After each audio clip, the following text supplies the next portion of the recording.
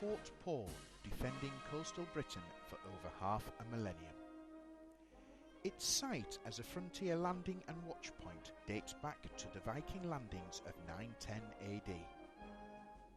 Subsequent rulers and lords of Paull have included William the Conqueror's treacherous son-in-law and Benjamin Blades, the man who built the famous vessel the Bounty.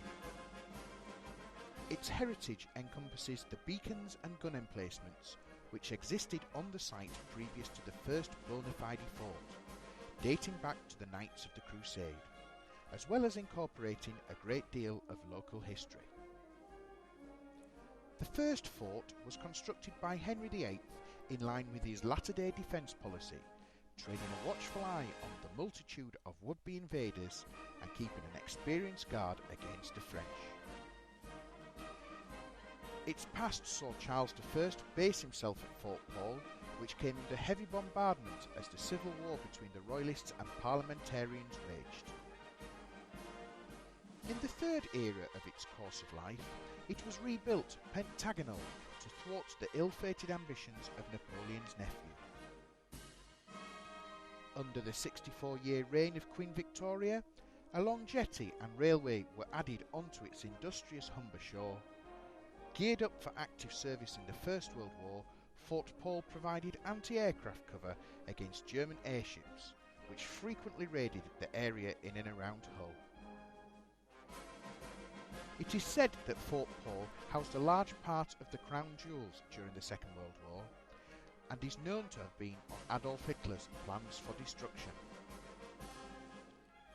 During the Second World War, Fort Paull also housed a highly secret laboratory which was visited by Winston Churchill.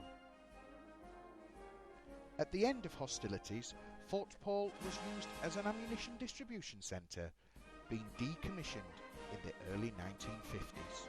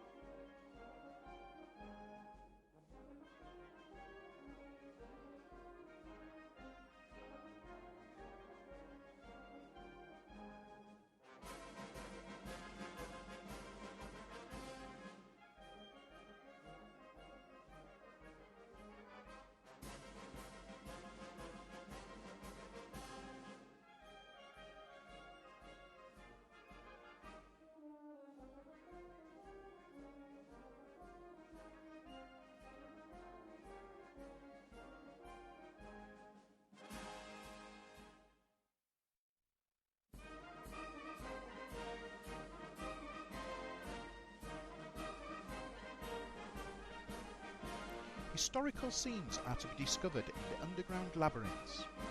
A tremendous array of waxwork creations, created and produced by volunteers, interpret Fort Paull's operations and globally momentous connections. There is also a second fortress system underground at Fort Paull, with 2 tunnels leading to both single and double 2-storey blockhouses, each a remarkable fort within a fort.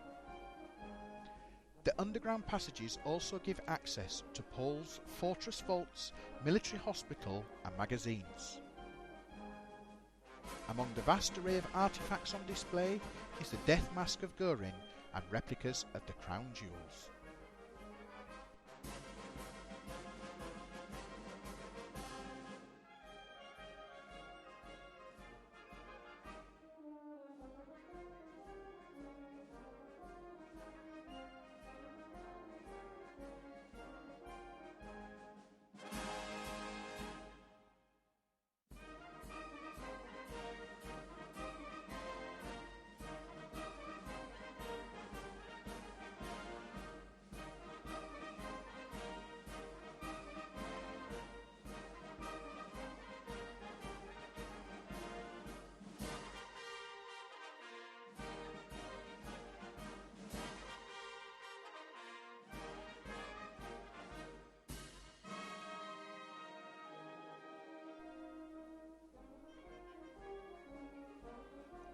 Fort Paull has a fascinating multitude of rare period and contemporary artillery, presented in conjunction with the Royal Armouries of Great Britain.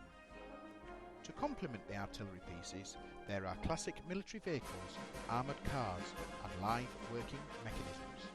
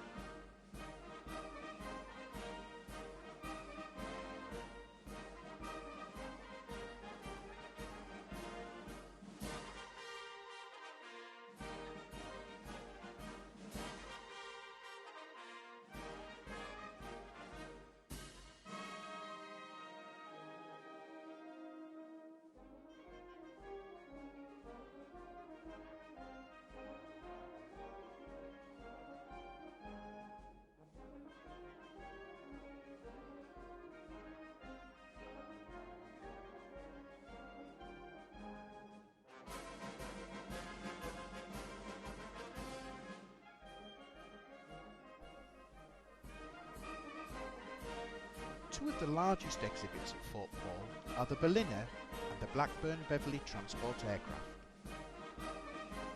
The Berliner railway carriage, a relic of the Cold War, was used between 1946 and 1991 to transport troops and civilians from West Germany across the Russian-controlled sectors of East Germany to West Berlin. This carriage is the only remaining part of the British military train and was the main restaurant car, providing 5-star meals for all. The Blackburn-Beverley was a heavy-lift transport aircraft which served with the Royal Air Force between 1956 and 1967. They served with great distinction with 30, 34, 47, 53 and 84 squadrons, also serving with 242 operational conversion units. The Beverleys were kept busy in many countries, including Aden, Brunei, Kenya, East and West Malaysia and Zanzibar. XB259, like all the other Beverleys, was built in East Yorkshire. It made its maiden flight on the 29th of January 1955 and its last on the 30th of March 1974, landing at Paull Airfield, Hull. XB259 never saw squadron service with the RAF. On completion, it was retained by Blackburn Aircraft and given a civilian registration. It was used for tests and modifications and was later numbered XB259 and transferred to the Royal Aircraft Establishment, Farnborough. While at Farnborough, it was used to aid the development and supply of dropping techniques and to test the braking parachutes for use on Victor and Vulcan bombers. Decommissioned in the early 1970s, XB259 had numerous owners before finally ending up at the Museum of Army Transport in Beverley. It spent the next 25 years in Beverley before being moved to Fort Paull when the Transport Museum closed.